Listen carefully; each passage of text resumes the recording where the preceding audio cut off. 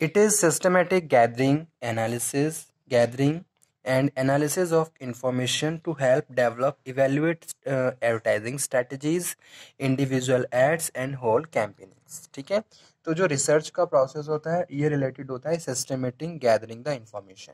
जो भी इंफॉर्मेशन आप गैदर कर रहे हो उसको आपको सिस्टमेटिकली तरीके से गैदर करना है, एनालाइज करना है, इंटरप्रेट करना है, तब जाके आप बेटर तरीके से अपनी ऑर्गेनाइजेशंस के एडवर्टाइजिंग के लिए, प्रमोशन के लिए बेटर तरीके से डिसीजन मेकिंग कर सकते हो और फ्रूटफुल तरीके से इम्प्लीमेंटेशंस कर सकते हो और अपने डिज़ायर्ड जो भी आपके प्रमोशनल ऑब्जेक्टिव्स हैं उनको आप अचीव कर सकते हो। ठीक है, तो it is known as advertising research कि भाई सिस्टमेटिक तरीके से इंफॉर्मेशन को गैदर करना, एनालाइज करना और इवेल्युएट करना। ठीक है, ताकि हम जो हमारी जो एडवर्टाइजिंग स्ट्रेटजीज हैं उनको बेटर तरीके से इम्प्लीमेंट कर लें। तो ये इंपॉर्टेंट स्टेप होता है किसी भी एडवर्टाइजर के लिए या फिर किसी भी प्रोडक्ट और कंपनी के लिए।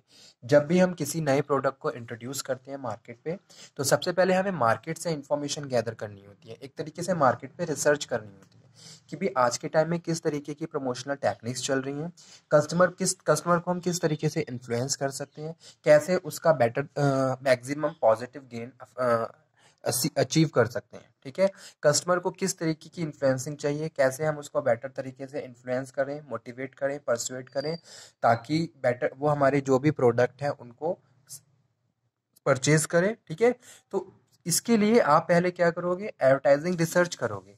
रिसर्च करके आप एडवर्टाइजिंग जो मार्केट में चीज़ें चल रही हैं, कॉम्पिटिटर का क्या कर रहा है, प्रोडक्ट किस तरीके से मार्केट में स्टैंड कर रहा है, प्रोडक्ट को कैसे हमें प्रमोट करना चाहिए, किस तरीके के कस्टमर को किस तरीके से इंफॉर्मेशन प्रोसीड करनी चाहिए, ये सब हमारे एडवर्टाइजिंग रिसर्च का पार्ट होता है। ठीक है, तो रिसर्च करने के बाद हम इन सब चीज़ों को एक तरीके से गैदर कर लेते हैं और उसके बेसिस पे फिर अपनी एडवर्टाइजिंग प्रमोशन, अपने प्रोडक्ट के प्रमोशंस को प्रोसीड करते हैं। ठीक है, अब यहाँ पे मैं बात कर रहा हूँ कुछ सर्टेन स्टेप्स की जो कि इम्पॉर्टेंट है एडवर्टाइजिंग रिसर्च के लिए। तो कौन कौन से इंपॉर्टेंट स्टेप्स होते हैं ये हम डिस्कस करेंगे। तो उससे पहले मैं आप लोगों को ये भी डिस्कस कर दे रहा हूँ कि भी इम्पॉर्टेंट पर्पस क्या होता है एडवर्टाइजिंग रिसर्च का, क्योंकि ये भी इसी टॉपिक का पार्ट है।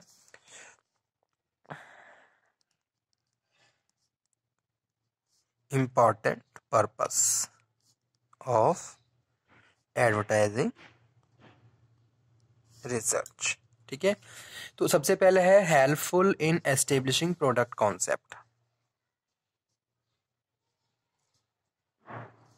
Helpful in establishing product concept. ठीक है, as we know that advertiser needs to know how consumer perceive their brand, they also want to know that qualities leads to initial purchase and eventually to brand loyalty. Using this information, they try to establish a unique product concept, their brand. This type of information can lead to effective positioning strategy for the brand. Okay, तो यही हम research के through find out कर लेते हैं और ये हमारे लिए एक इम्पॉर्टेंस क्रिएट करता है जो हमारा स्पेसिफिक पर्पस होता है प्रमोशन का। ठीक है, तो प्रोडक्ट का concept, helpful in establishing product concept. तो प्रोडक्ट के कॉन्सेप्ट से रिलेटेड यहाँ पे हम डिस्कशन कर रहे हैं। जब हम रिसर्च करते हैं तो रिसर्च में हम अपने प्रोडक्ट को प्रायोरिटी देते हैं कि भी हमारा प्रोडक्ट किस तरीके का है और इस प्रोडक्ट के नेचर के हिसाब से कैसे हमें प्रमोशनल स्ट्रेटजीज को फॉलो करना चाहिए ताकि बेटर तरीके से हम मार्केट में डिमांड क्रिएट कर सकें। ठीक है, और उसके बाद जो भी इंफॉर्मेशन आप गैदर कर रहे हो उसको बेटर तरीके से यूटिलाइज करते हो और एक प्रॉपर पोजीशनिंग करते हो कस्टमर के माइंड में ताकि आपके जो प्रमोशनल ऑब्जेक्टिव्स हैं आप उनको टाइम पे अचीव कर लो। ठीक है, सेकंड है helpful in target audience selections. ये भी हमारे लिए इम्पॉर्टेंट है कि भाई हमारे प्रोडक्ट से related helpful target audience selection. Audience का सिलेक्शन करना भी मोस्ट इम्पॉर्टेंट फैक्टर है। ऑडियंस, हमारे प्रोडक्ट से रिलेटेड ऑडियंस कहाँ पे है, किस एरिया से बिलोंग करती है। ठीक है, टारगेट ऑडियंस कौन कौन सी है, तो ये भी इम्पॉर्टेंट है, एडवर्टाइजिंग रिसर्च का इम्पॉर्टेंट पार्ट है। एडवर्टाइजिंग रिसर्च करके आप यही फाइंड आउट करते हो कि अगर मैं कोई प्रोडक्ट एक्स मार्केट में लेके जा रहा हूँ तो उससे रिलेटेड कस्टमर हमें कहाँ मिलेंगे, ताकि हम बेटर तरीके से वहाँ पे डिमांड क्रिएट कर सकें। ठीक है। अब आप किसी रूरल एरिया में कोई लग्जरी प्रोडक्ट लेके जाओगे तो ये तो ऑब्वियस है कभी भी मार्केट में डिमांड, वहाँ डिमांड क्रिएट नहीं होगी।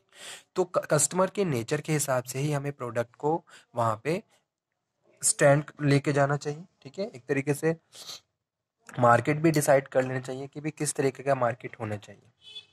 थर्ड है helpful in media selection. Helpful in media selection, advertising research हमें ये बताता है कि किस प्रोडक्ट को किस मीडिया के थ्रू सिलेक्ट प्रमोट करना है। ठीक है।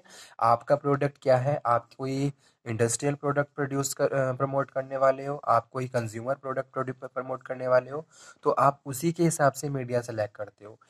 ठीक है। इंडस्ट्रियल प्रोडक्ट को आप बिजनेस मैगजीन्स में प्रमोट करोगे। Day to day consumer need के प्रोडक्ट्स आप देखिए, टेलीविजन पे बहुत सारी एड्स आती हैं। जॉब से रिलेटेड न्यूज़ आपको क्लासिफाइड में मिल जाएंगी, न्यूज़पेपर्स में मिल जाएंगी। और ठीक है। और इस तरीके से अलग अलग तरीके होते हैं हर प्रोडक्ट को प्रमोट करने के लिए। तो एडवर्टाइजिंग रिसर्च हमें हेल्प करता है मीडिया सिलेक्शन में, कि किस मीडिया को हमें सेलेक्ट करना चाहिए और कैसे हम मैक्सिमम ऑब्जेक्टिव अचीव कर सकते हैं। ठीक है। अब जैसे कोई भी कॉलेज से रिलेटेड कोई एडवर्टीजमेंट है तो आप देखिए उसके लिए न्यूज़पेपर प्रेफर किए जाते हैं। न्यूज़पेपर के फ्रंट पेज पे या न्यूज़पेपर में आपको कॉलेजेस के बहुत सारे ऐड मिलेंगे। तो वो यही कि भाई एक एक साथ वो मास कम्युनिकेशन कर रहे हैं और जो अपने टारगेट ऑडियंस है उनको इन्फ्लुएंस कर रहे हैं। तो मीडिया सिलेक्शन भी हेल्प करता है। उसके बाद नेक्स्ट है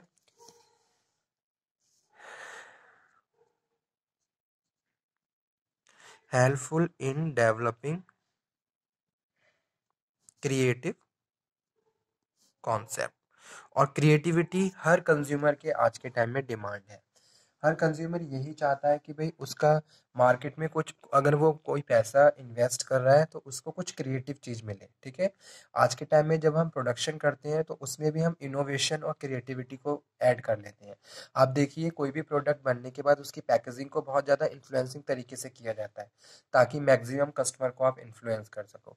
तो मार्केट रिसर्च के बाद आपको क्रिएटिविटी और इनोवेशन के कॉन्सेप्ट के बारे में भी पता चलता है कि कितनी ये चीज़ें कस्टमर के लिए इम्पॉर्टेंट है और मैक्सिमम कस्टमर को इन्फ्लुएंस करती है। ठीक है। तो ये इम्पॉर्टेंट पर्पस थे एडवर्टाइजिंग रिसर्च के। अब उसके बाद स्टेप्स कौन कौन से होते हैं, स्टेप्स पे स्टेप देख लीजिए।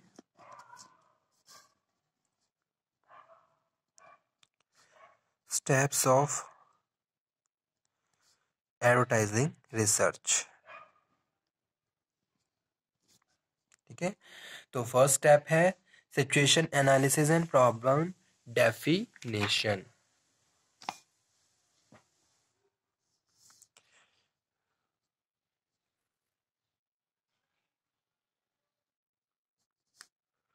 Defining the problem and situation analysis. Okay.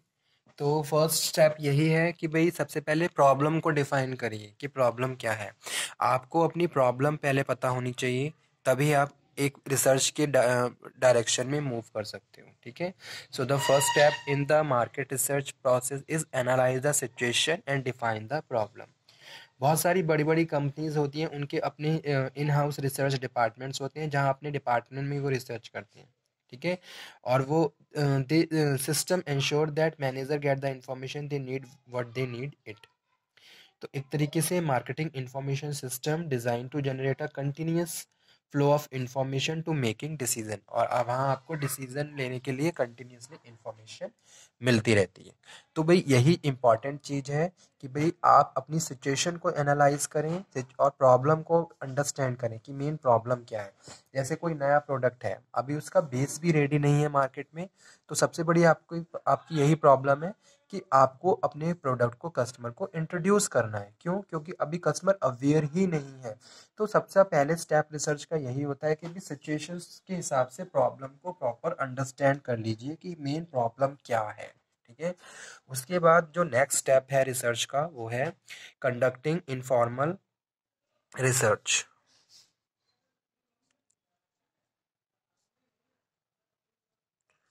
Conducting informal research. ठीक है। The second step in the process is to informal exploratory research भी बोल देते हैं इसको, to learn more about the market. तो इसमें हम क्या करते हैं, मार्केट को और ज़्यादा अंडरस्टैंड करते हैं, मार्केट को और ज़्यादा लर्न करते हैं कि मार्केट में चल क्या रहा है एक्चुअल में। ठीक है। कंपटीशन, हमारे कॉम्पिटिटर्स क्या कर रहे हैं, उनके नेक्स्ट एक्शंस क्या हैं। ठीक है। बिजनेस एनवायरनमेंट के बारे में इंफॉर्मेशन गैदर करते हैं और प्रॉब्लम को बेटर तरीके से और अंडरस्टैंड करते हैं कि भाई अगर इस तरीके की चीज़ें मार्केट में चल रही हैं तो हमारी प्रॉब्लम और कितनी बड़ी है हमारे लिए। ठीक है। तो वो चीज़ यहाँ पे हम बात कर रहे हैं। तो इसमें दो तरीके की हम रिसर्च करते हैं। डेटा डेटा जो होता है वो दो तरीके से गैदर करते हैं। एक तो प्राइमरी डेटा गैदर करते हैं और एक सेकेंडरी डेटा गैदर करते हैं। ठीक है। Information collected from the market place about a specific problem is called primary data.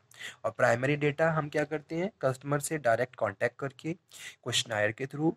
और सेकेंडरी डेटा इंफॉर्मेशन जो प्रीवियसली कलेक्टेड है उसको और पब्लिश्ड है, तो वहाँ से भी हम कुछ इन्फॉर्मेशन गैदर करते हैं और उसको अपनी वहाँ से इन्फॉर्मेशन और डेटा को यूज़ करते हैं अपनी रिसर्च में। ठीक है। उसके बाद जो थर्ड स्टेप होता है वो है एस्टेब्लिशिंग रिसर्च ऑब्जेक्टिव।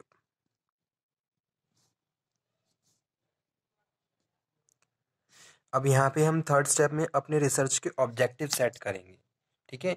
कि भाई a concise written statement of research problem और objective should be formulated. Objective क्या है? अब हम अगर इस तरीके से हमको हमारा जो प्रोडक्ट है वो एक्स है, उसका ये नेचर है, तो हमारे प्रोडक्ट के कस्टमर कौन होंगे, हमें ये फाइंड आउट करना है। ये हमारा फर्स्ट ऑब्जेक्टिव है। Who are our customer, who are the customer of other company, second one. ठीक है। अभी करंट में हमारे प्रोडक्ट को कैसे परसीव किया जा रहा है, ये भी हमारा ऑब्जेक्टिव हो सकता है, आप ये भी फाइंड आउट करते हो।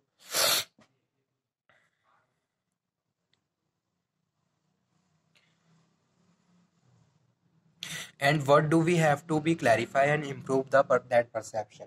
और हम लोगों के परसेप्शन को और ज़्यादा कैसे इम्प्रूव कर सकते हैं। जैसे अभी हमारे प्रोडक्ट को कस्टमर सिक्स्थ रैंक पे स्टैंड कर रहा है, ठीक है, आउट ऑफ 10। और जो बैड गुड है, एक्सीलेंट है, वो 10 है। तो आप कैसे अपने प्रोडक्ट को 9 और 10 तक ले जा सकते हो। तो इसके लिए आप क्या करोगे, और ज़्यादा एफर्ट्स यूज़ करोगे ताकि कस्टमर का परसेप्शन हमारी प्रोडक्ट के लिए चेंज हो जाए। तो ये भी एक इम्पॉर्टेंट ऑब्जेक्टिव है हमारे प्रोडक्ट रिसर्च के का पार्ट है। ठीक है। उसके बाद फोर्थ जो स्टेप होता है वो होता है कंडक्टिंग फॉर्मल रिसर्च।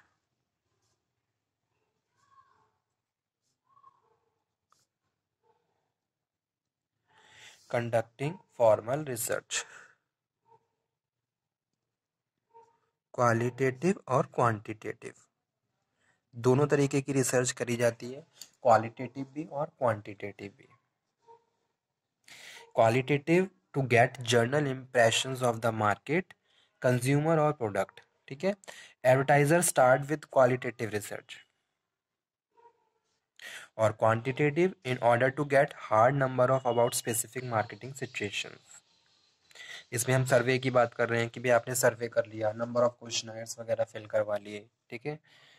और उसके बाद जो भी इंफॉर्मेशन आपके पास आई उसको आप क्या करते हो, इंटरप्रेट कर देते हो। Interpret and reporting the finding and